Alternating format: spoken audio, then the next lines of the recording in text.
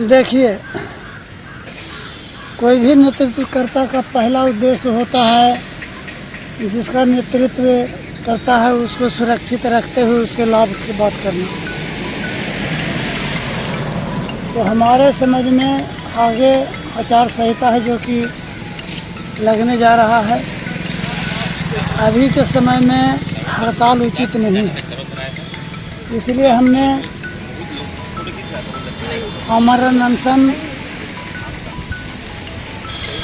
5 तारीख से है जो कि लिख करके दे चुके हैं, रिसीविंग ले लिए हैं। 5 तारीख से है जो कि आमरण अनशन पर बैठे हैं। पीडीएस के गांधी कहे जाने वाले अंबिका यादव के नेतृत्व में पटना के गर्दनी बाग में 5 सितंबर से आमरण अनशन का ऐलान कर दिया गया। जन वितरण प्रणाली विक्रेता ने सरकार की नीतियों के खिलाफ आर पार की लड़ाई का ऐलान किया है। जन वितरण विक्रेता संघ के नेतृत्व में 5 सितंबर से पटना के गर्दनी बाग चौराहे पे आमरण अनशन किया जाएगा, जिसका नेतृत्व अंबिका यादव करेंगे, जो पीडीएस के अध्यक्ष भी हैं। संघ के अध्यक्ष अंबिका यादव ने अपील की है कि वो आंदोलन को सफल बनाने के लिए जो भी पीडीएस के दुकानदार हैं अपनी चट्टानी एकता का परिचय दें और वैसे झूठे और दलाल नेताओं से बचते रहे जो पूर्व में भी कहीं ना कहीं पीडीएस दुकानदारों का शोषण करते रहे हैं। ज्ञात हो कि आज भी जो पीडीएस के दुकानदार हैं उसको सरकार ने सिर्फ लॉलीपॉप दिखाने का काम किया। सिर्फ 45% की बढ़ोतरी हुई है और यही कारण है कि आगामी जो चुनाव होना है विधानसभा का, उसमें पीडीएस दुकानदार एक साथ अपनी मांग को उठाते रहे हैं।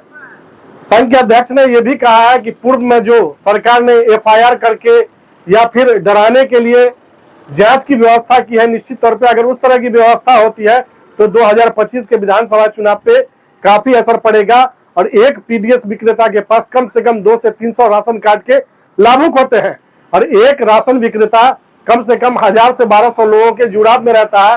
तो बिहार में जो 55,000 विक्रेता है, अगर सरकार नहीं चेतती है तो कहीं ना कहीं ये लाखों वोटों को प्रभावित करेंगे और आने वाला जो विधानसभा का चुनाव होगा वो सरकार के लिए मुश्किल होगा। इसलिए सरकार से ये मांग करती है संघ के समय रहते ही जो सम्मानजनक वेतनमान की बात होती है वो दिया जाए, न कि उनको सिर्फ 45 पैसा की बढ़ोतरी की जाए।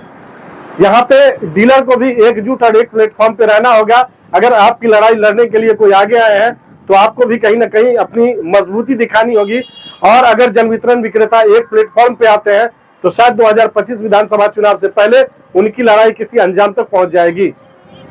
अमका बाबू ये बताइए कि सभी लोग इच्छुक हैं कि अमका बाबू का क्या रणनीति है और 1 तारीख से जो हड़ताल का घोषणा हुआ है उसमें आप क्यों शामिल नहीं हैं? देखिए, कोई भी नेतृत्वकर्ता का पहला उद्देश्य होता है जिसका नेतृत्व करता है उसको सुरक्षित रखते हुए उसके लाभ की बात करना।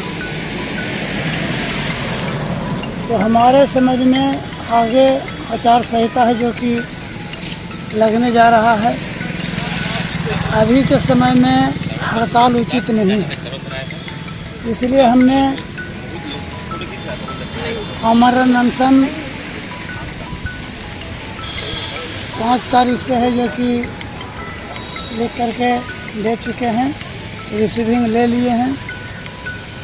5 तारीख से है जो कि आमरण अनशन पर बैठे हैं और उसी समय से धरना प्रदर्शन वगैरह प्रोग्राम होगा।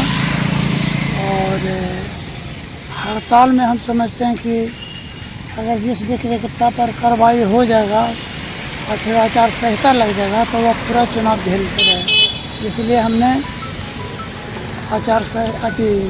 हड़ताल पर विचार विमर्श नहीं किया।